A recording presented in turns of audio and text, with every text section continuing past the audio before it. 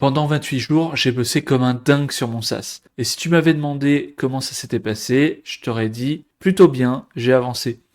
Sauf que j'ai fait un exercice de bilan structuré et il m'a prouvé que tout ce que je croyais sur mon propre travail était faux. Je vais vous montrer les 3 mensonges que je me racontais et comment un simple exercice les a détruits. Donc déjà, ce qu'il faut savoir, c'est que cet exercice, il est issu de la méthode des 90 jours de Stan de Marketing Mania. Donc si vous connaissez pas Marketing Mania, c'est ce garçon qui a une grosse chaîne YouTube et sa formation, si on va dans les produits, c'est ici, la méthode des 90 jours pour choisir, planifier et accomplir votre objectif le plus important. Donc la promesse, c'est que si on suit étape par étape le plan, on devient une machine d'exécution, on reste concentré sur l'essentiel pour atteindre des résultats exponentiels et on découvre les meilleures techniques pour lutter contre le syndrome de l'imposteur, le perfectionnisme ou la procrastination, qui est sensiblement la même chose.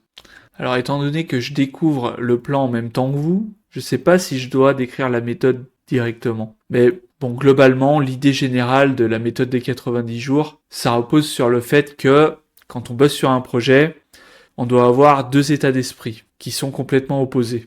On a l'état d'esprit de l'artisan, qui est celui qui va exécuter, qui va travailler, et l'état d'esprit de l'architecte, qui lui va penser à la stratégie, penser à qu'est-ce qu'on va faire. Et l'idée, c'est d'allouer des temps à l'architecte et d'allouer des temps à l'artisan.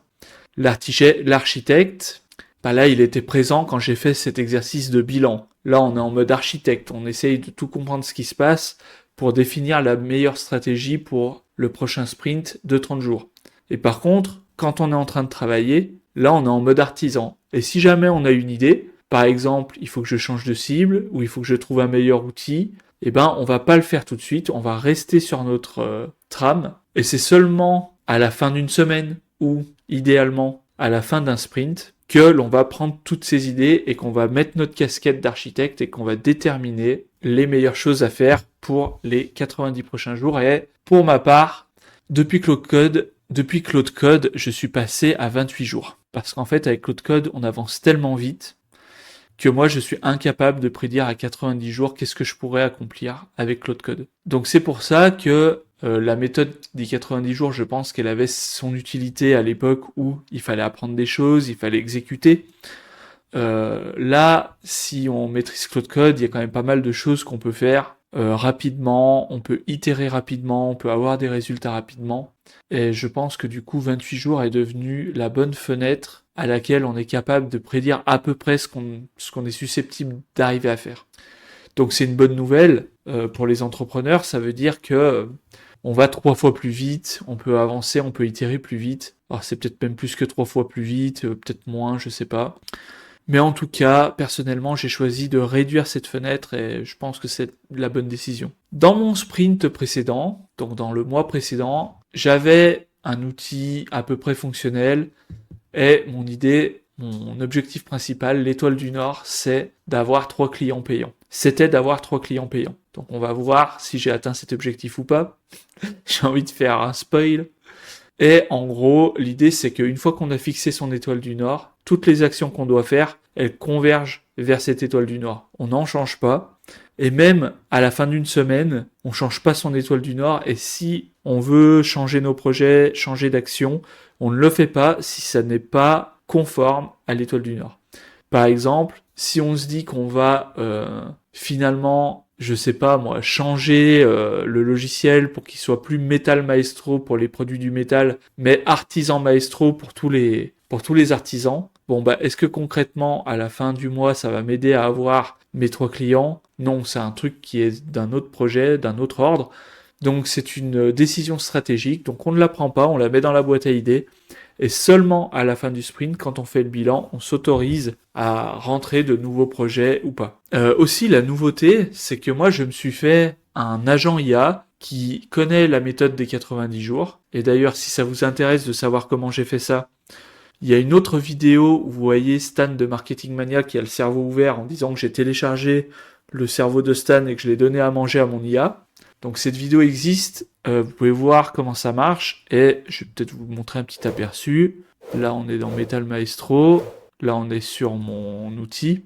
Et donc voilà, là j'itère avec lui, donc là il a fait pas mal de changements, mais globalement comment ça se passe? Voilà, on a un échange, et comme un coach en fait, on fait le bilan du mois. Donc il y a vraiment plein de questions qui permettent de faire émerger des leçons, et bon bah voilà, je vous ai distillé ça pour faire cette vidéo et avoir vraiment le plus intéressant ici. Et si vous voulez savoir comment ce coach IA peut vraiment faire le bilan avec moi, en fait, je l'appelle, je l'invoque tous les matins et tous les soirs pour faire un point. Donc, qu'est-ce que je vais faire aujourd'hui? Est-ce que j'ai bien dormi, etc. Est-ce que j'ai fait mes routines? Le soir, c'est qu'est-ce que j'ai fait dans la journée. Donc, quand je lui fais le bilan, en fait, il fait un scan de tout ça, des bilans de chaque jour, des bilans de chaque semaine. Et comme ça, il peut tout me rebalancer, ce qui s'est bien passé, pas bien passé. Donc réfléchir sans donner, c'est confirmer ce qu'on croit déjà. Et là, je peux vous dire que ça, c'est vraiment vrai. Quand je faisais mes plans de 90 jours, en fait, j'avais vraiment tendance à pas vraiment me remettre en question parce que j'enregistrais pas tout, en fait. Là, de le faire dans mon agent IDA qui connaît tout, ça a vraiment une grosse valeur ajoutée parce que c'est lui qui, là, les 3 mensonges qu'on va voir, c'est lui qui m'a fait cogiter là-dessus, c'est lui qui a vu que j'étais en train de me raconter des histoires. Donc le premier mensonge, c'est j'ai pivoté stratégiquement. Donc J9, J10, j'ai 14 prospects à contacter, donc je les contacte, ça me fait 5 leads en 2 jours. Puis le reste, j'ai passé 11 jours sans faire un seul appel, et presque sans faire aucune relance. Donc voilà, semaine 3, 32 heures de développement, 15 minutes de vente. Et en fait, je m'étais dit que en fait, au J10, c'était même un vendredi, donc c'est vraiment ça. Je suis tombé sur un client qui n'était pas dans ma cible et parce que je me suis trompé en fait dans mon fichier de prospect client fait par Claude. En fait, je saute une catégorie et je tombe sur une grosse entreprise. Et cette grosse entreprise, elle est vraiment, elle veut me rappeler, elle veut une démo et tout va très vite. Et moi, le problème, c'est que du coup, mon produit n'était pas vraiment prêt pour une démo, et encore moins pour un onboarding.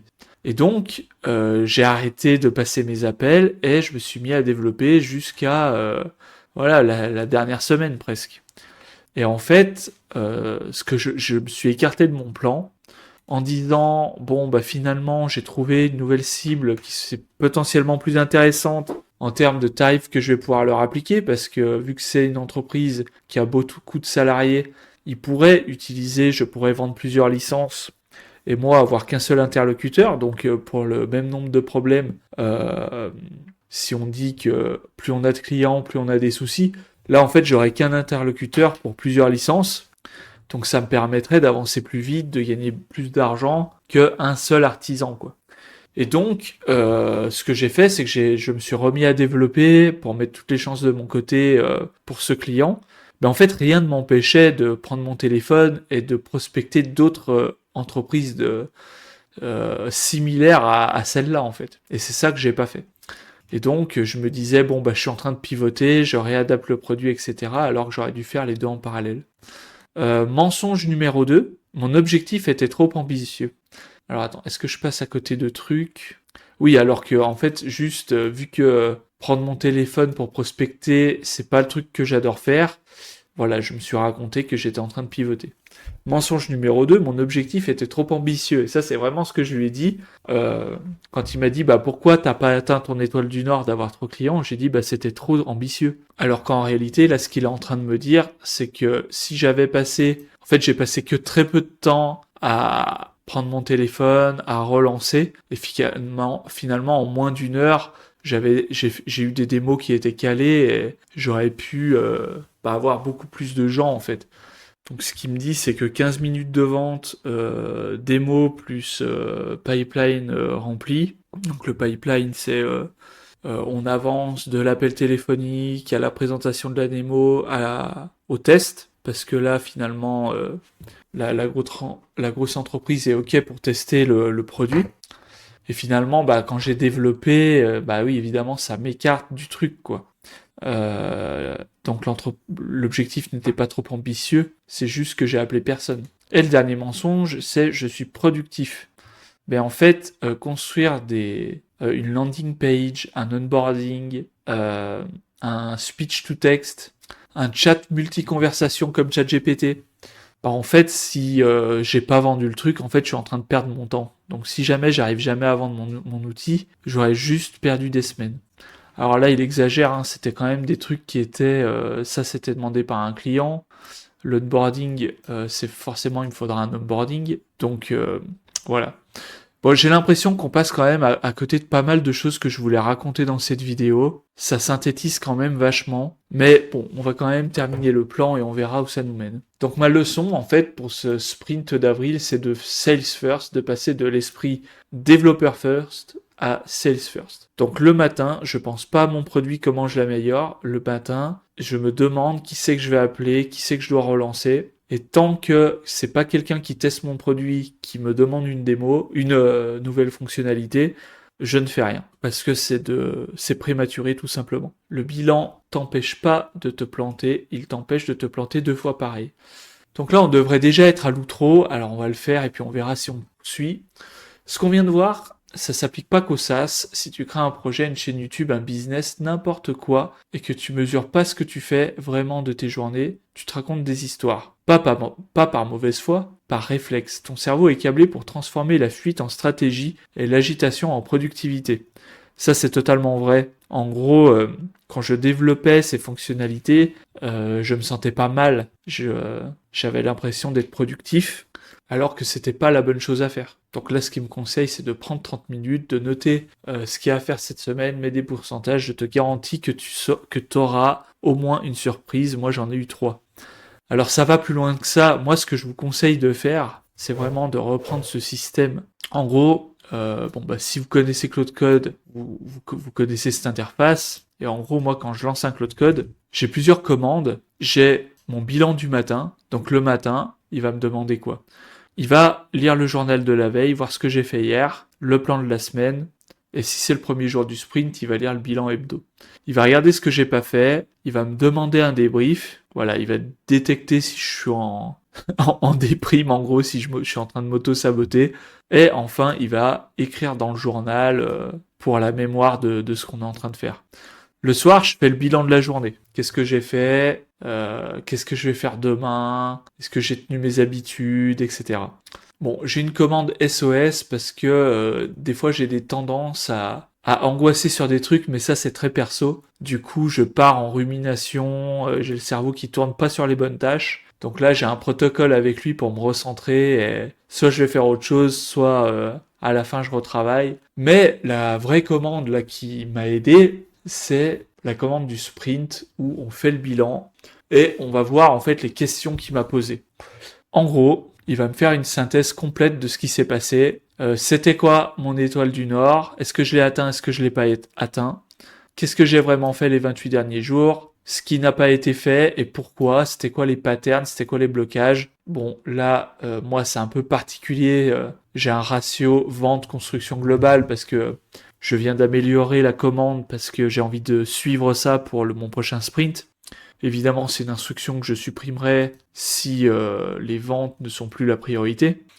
Comment je me sens, c'est quoi mon énergie, parce que chaque jour on met une note sur les énergies que j'ai, émotionnellement, physiquement, mon attention, est-ce que je la maîtrise, et j'ai une compilation de tous mes métriques.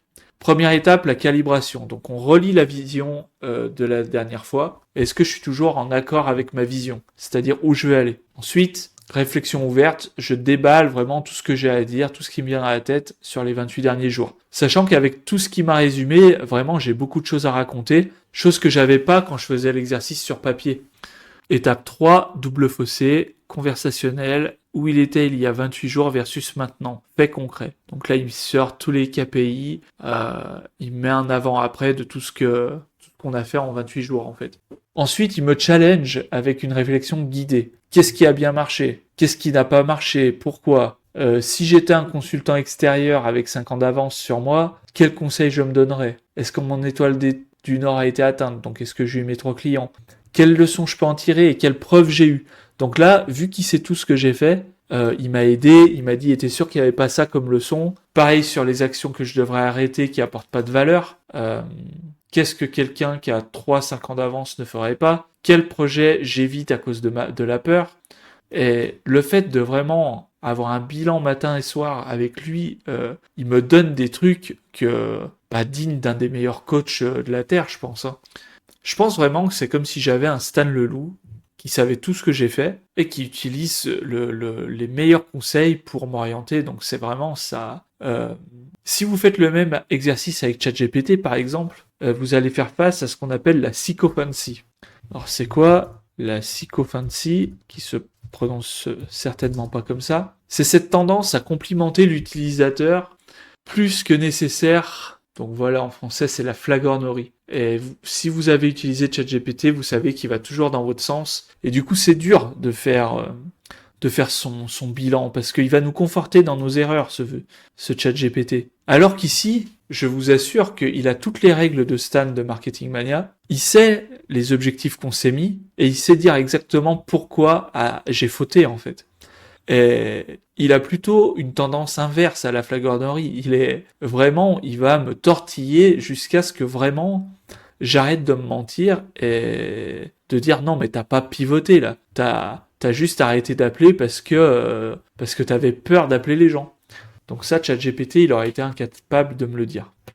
Ensuite, qu'est-ce qui se fait? Le diagnostic de mes patterns, donc il me challenge, donc c'est vraiment ce qu'on est en train de dire. Donc il regarde si je suis plus architecte ou artisan, donc c'est ce qu'on a vu, hein. Est-ce que j'ai changé d'avis alors que j'aurais pas dû en plein milieu? Parce que ça, c'est le risque en fait du syndrome de l'objet brillant, enfin tous ces biais-là qui peuvent faire qu'on procrastine ou et puis qu'on le voit pas, hein, si on fait pas un bilan à un moment ou à un autre, parce qu'il faut prendre du recul pour voir ça.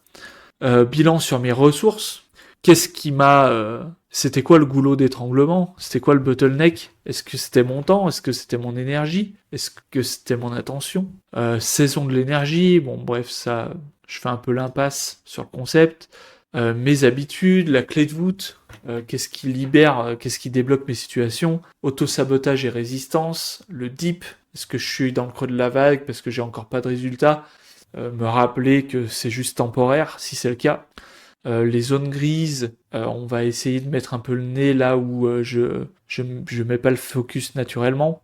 Et le rituel de fin de journée. Ensuite, stratégie du prochain sprint. Donc là, ensemble, on définit une nouvelle étoile du Nord. On liste des projets qu'on va exécuter. On liste explicitement ce qu'on va pas faire. Donc si on a dit qu'il y avait des choses qui faisaient perdre du temps, on les liste. Et on regarde ce qu'il y a à ne pas faire. On note aussi la clé de voûte à protéger et les habitudes à installer. Donc là, à la fin de mon bilan du sprint, il y a mes commandes hebdo, matin, soir qui ont été modifiées en fonction des nouveaux rituels, des nouvelles habitudes à installer. Voilà, on met à jour les métriques, comme ça on peut voir un peu l'évolution, si on s'améliore ou pas dans le temps en fonction des mois. Et voilà, on demande de clôture en une phrase, et tout à l'heure, ce dont on m'a parlé, de dire qu'on va passer en mode sale first, ça c'est moi qui l'ai donné en conclusion. Bon voilà, ensuite il finit, il change les fichiers, etc. Et donc là, si vous voulez à quoi ça ressemble mon plan, du coup, qui sort de ça, ça ressemble à ça. Mon ancrage, Metal Maestro. Alors ça, c'est ma vision dans 20 ans. Hein. Je crois même qu'il dit dans 15 ans, là, on est. Donc la vision pour Metal Maestro, 1000 clients, 1 million de CA. Voilà, donc ça fait 1000 clients à 1000 euros. C'est peut-être trop, mais bon voilà, c'est une vision qui est là pour nous stimuler. Mon revenu par mois, j'ai mis 20 000 euros de revenu par mois perso. Alors ça peut paraître énorme. En fait, je me dis que en partant de ça, par combien ça se rémunère quelqu'un qui a fondé quelque chose comme ça. Bon, je pense même que c'est peut-être un peu bas. Il faudrait demander aux gens. Voilà, j'aimerais conserver une petite équipe. Et j'aimerais ne plus faire de freelancing qui me prend beaucoup de temps et d'énergie pour survivre en fait. Relations, ma femme, mes 2 enfants au centre, mes amis, égale mes relations de travail. Alors là, ça c'est peut-être une erreur, je sais pas pourquoi ça a sorti ça comme ça, hein, parce qu'évidemment c'est lui qui écrit tout. Parents, cousins hors du tableau. Alors voilà, là il a synthétisé parce que j'ai des gros problèmes familiaux. Donc évidemment, je ne veux pas mettre toute ma famille dehors. C'est un peu voilà, synthétisé. Mais sans rentrer dans les détails, voilà, l'idée est que je dois un peu reconstruire socialement. Et d'ailleurs, c'est ce pourquoi j'ai fait cette chaîne YouTube. Cette chaîne YouTube, elle est là pour trouver des gens qui pensent comme moi, m'en faire potentiellement des partenaires de travail, des amis, des personnes avec qui échanger. Et ça marche, parce que j'ai déjà des personnes qui me contactent. Alors, dans les commentaires, pas forcément, mais j'ai des personnes qui me contactent par mail. Et ce matin même, j'ai un homonyme qui s'appelle David, avec qui j'ai échangé. On a rendez-vous la semaine prochaine. Et il m'a proposé de tester mon logiciel, d'essayer de le vendre à un de ses amis ferronniers. Donc voilà, ça fonctionne. Et c'est un peu ça l'idée que j'ai derrière construire une communauté, etc. Voilà un peu l'idée. Si vous voulez que je donne un petit détail là-dessus, il y a une phrase qui est restée dans ma tête du mec qui a écrit Système 1, Système 2, qui s'appelle Daniel Kahneman. Donc c'est un livre sur la psychologie et un peu la manière de fonctionner de notre cerveau.